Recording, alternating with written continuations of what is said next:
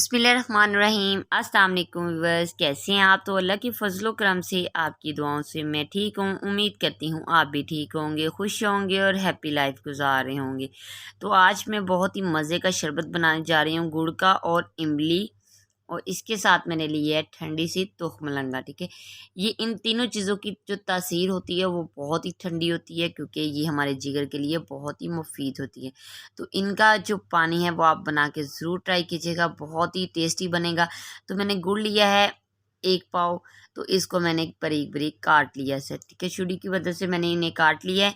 तो अब हम इनके अंदर डाल देंगे पानी। तो पानी जो है वो आप 1 गिलास या 2 गिलास ज़्यादा कम कर सकते हैं, क्योंकि मैंने इन्हें ग्राइंड करने के लिए पानी डाला है, इससे अच्छे तरीके से मेल्ट करने के लिए। ठीक है, तो इसे ग्राइंड कर लेंगे। और मैंने इमली को 2 घंटे पहले भिगो के रख दिया था। अब वो काफ़ी हद तक नरम हो चुकी है, उसका पल्प जो है वो तैयार हो चुका है। तो अब मैं गुठलियाँ इसकी अलहदा कर दूंगी और इनका पल्प जो है वो अलहदा से हम कर लेंगे। ठीक है, फिर उसको भी मैं जग के अंदर डाल दूंगी, ताकि जो है ना अच्छे तरीके से इमली में जो नरम सा वो छिलके से होते हैं वो भी अच्छे तरीके से ग्राइंड हो जाए, उनका भी टेस्ट हमारे पानी में आए। ठीक है, तो अब मैं इसको भी डाल देती हूँ इनके अंदर। ये देखिए, गुठलियाँ मैंने अलहदा कर ली हैं पल्प से। तो ये बहुत ही आसान सी रेसिपी है। आप इस रेसिपी को, इस पल्प को तैयार करके तकरीबन 8 से 10 दिन के लिए फ्रिज में रख सकते हैं आसानी के साथ। जब आप दिल चाहे तो आप इसे बनाएं और पिएं। रमज़ान में तो रोज़े के टाइम, अफ्तारी के टाइम तैयार करें, बहुत ही शानदार सब बनता है ये जूस। तो अब मैंने ये पल्प डाल दिया, इसे ग्राइंड कर लेंगे। ठीक है, उसके बाद में इसके अंदर जो है एक छन्नी ली है, छन्नी में हम इसे छान लेंगे अच्छे तरीके से। ठीक है, ताकि जो अगर कोई इमली की या जो हमारा गुड़ है उसका कुछ ज़रा रह जाए तो वो निकल जाए। ठीक है, मुंह में ना आए। तो अब मैंने जो तुखमलंगा थी वो मैंने 2 घंटे पहले भिगो के रख दी थी।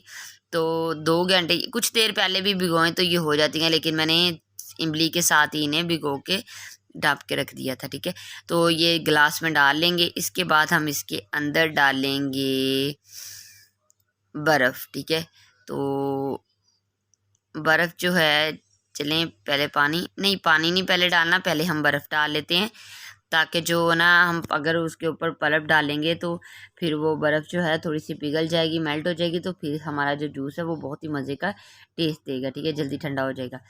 तो अब मैं इसमें बर्फ़ डाल चुकी हूँ। तो इसके अंदर अब हम डाल लेंगे जो मैंने पल्प तैयार किए है, वो गुड़ वाला और इमली का। ठीक है, फिर इन दोनों चीज़ों के अंदर थोड़ा सा पानी डालेंगे, दोनों ग्लास के अंदर। ठीक है, फिर उसे हम बाद में हिला देंगे अच्छे तरीके से। बहुत ही मज़े की, बहुत ही शानदार रेसिपी है, बहुत ही ठंडी होती है। आप भी ज़रूर ट्राई कीजिएगा, ये जिगर के लिए बहुत ही अच्छी रेसिपी है रमज़ान में।